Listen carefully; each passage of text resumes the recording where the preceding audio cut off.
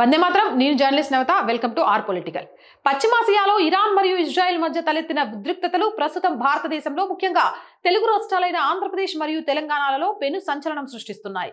Gas సరఫరా గొలుసు దెబ్బతినడం వల్ల తలెత్తిన ఈ సంక్షోభంపై పూర్తి విశ్లేషణ నేను అందిస్తాను. హార్మోజ్ జలసంధి మూతపట్టం. భారతదేశం తన అవసరాలకు సరిపడా ఎల్పీజీలో సుమారు 60% దిగుమతి చేసుకుంటుంది. ఇందులో అత్యధిక భాగం ఇరాన్ సమీపంలోని హార్మోజ్ జలసంధి ద్వారానే వస్తుంది. యుద్ధం కారణంగా ఈ మార్గంలో రవాణా నిలిచిపోవడంతో సరుకు రాక ఆలస్యం అవుతుంది. సరఫరా తగ్గిన నేపథ్యంలో కేంద్ర ప్రభుత్వం గృహ అవసరాలకు మొదటి ప్రాధాన్యత ఇచ్చింది. దీనివల్ల కమర్షియల్ సిలిండర్ల సరఫరాపై 20% నుంచి 35% వరకు కోత విధించారు. ఇక బుకింగ్స్ గ్యాస్ అయిపోతుందేమోనన్న భయంతో సామాన్య ప్రజలు అవసరం లేకపోయినా సిలిండర్లను బుక్ చేయడం వల్ల డిమాండ్ అకస్మాత్తుగా పెరిగింది.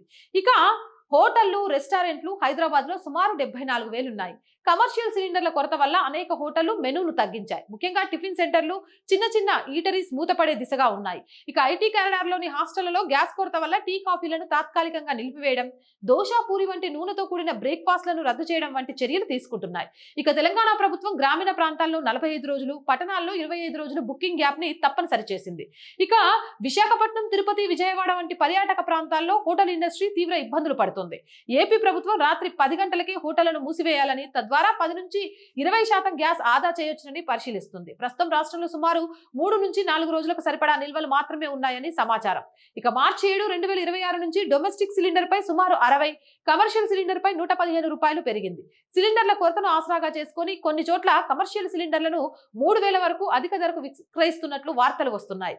ఇక పరిష్కారం గురించి మాట్లాడుకోవాల్సి వస్తే ఈ సంక్షోభం కేవలం యుద్ధం వల్ల మాత్రమే కాకుండా ప్రజల్లో నెలకొన్న భయం వల్ల మరింత తీవ్రమైంది. ప్రభుత్వం ప్రత్యామ్నాయ మార్గాల ద్వారా గ్యాస్ తెప్పించే ప్రయత్నము చేస్తుంది. ప్రభుత్వం గృహ వినియోగదారులకు ఎటువంటి ఇబ్బంది కలగకుండా చర్యలు తీసుకుంటోంది. సామాన్యులు ఆందోళన చెంది అనవసరంగా ముందస్తు బుకింగ్ చేయకుండా ఉంటే ఈ పరిస్థితి త్వరగా అదుపులోకి వస్తుంది. కాబట్టి అనవసరంగా అవసరం లేకపోయినా బుకింగ్లు చేయకుండా, టెన్షన్ పడకుండా కూల్గా ఉండండి. సమస్య దానంతట అదే పరిష్కారం అవుతుంది. కేంద్ర ప్రభుత్వం ఆ దిశగా అడుగులు కూడా వేస్తోంది. కంటెంట్ బాగుంది, నలుగురికి తెలియాల్సిన అవసరం ఉంది అంటే లైక్ చేయండి, షేర్ చేయండి.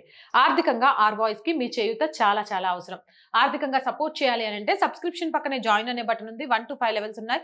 ఏదో ఒక లెవెల్లో సపోర్ట్ చేయండి. లేదా స్క్రీన్ మీద గూగుల్ పే, ఫోన్ పేతో పాటు అకౌంట్ డీటెయిల్స్ ఉన్నాయి.